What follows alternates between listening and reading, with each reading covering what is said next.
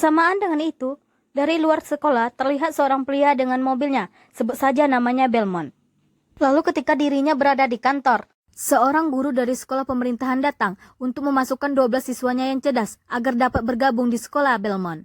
Dan dengan kedatangannya di sana juga untuk mengumpulkan komisinya. Mendengar itu, Belmont pun merasa senang guys. Dan lanjut esokan harinya, kita kembali menggunakan jasa angkutan bajai. Kembalilah si supir bercerita tentang seorang wanita yang telah menjadi bahan perbincangan warga. Dan wanita yang dimaksudnya adalah Gita. Namun si supir tidak mengetahui jika Gita lah yang menjadi kepala sekolah yang dibicarakan warga karena keangkuhannya. Bahkan si supir juga mengetahui perihal Gita yang telah menghina seorang politisi karena anaknya. Namun sang supir meyakini bahwa kepala sekolah itu tidak akan bertahan lama di sekolah tersebut dan akan menyerah pada akhirnya. Mendengarnya guys, Gita pun hanya diam dan tersenyum. Sesampainya di sekolah, ternyata Gita telah menyusun sebuah rencana dengan mengumpulkan para orang tua murid. Di sini dia hingga membuat para guru pun kembali belajar.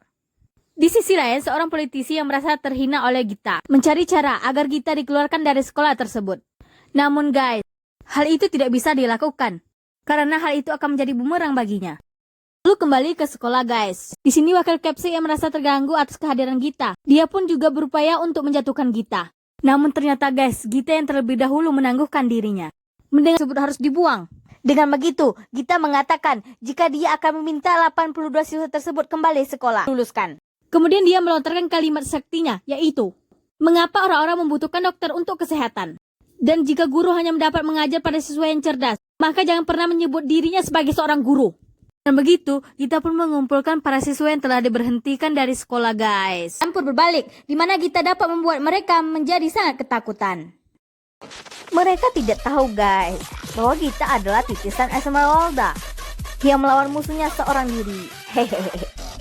Ini hanya bercanda guys, ayo kita lanjut ke ceritanya.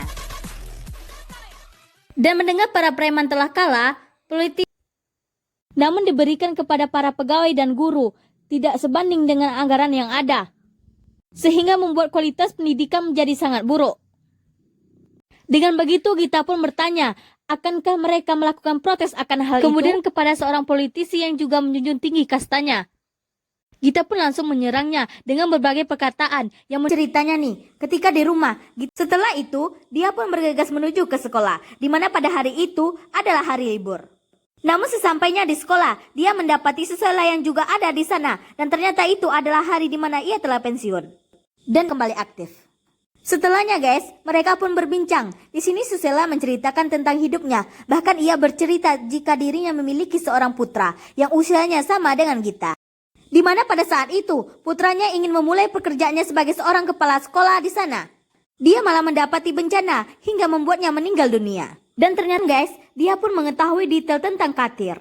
Rasa terkejut Susela mengirim pernyataan Gita yang mengatakan jika dirinya bersama dengan Katir telah memutuskan untuk menikah. Namun setelah 1 bulan tidak berjumpa, Gita mendapatkan kabar jika Katir telah meninggal dunia.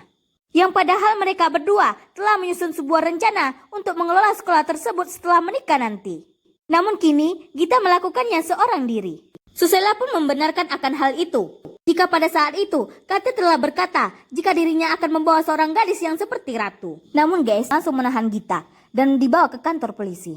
Bahkan Gita pun dipenjarakan guys. Tindakannya yang telah menyalahgunakan wewenangnya, bahwa dia telah membiarkan siswa yang tidak lulus untuk melakukan ujiannya.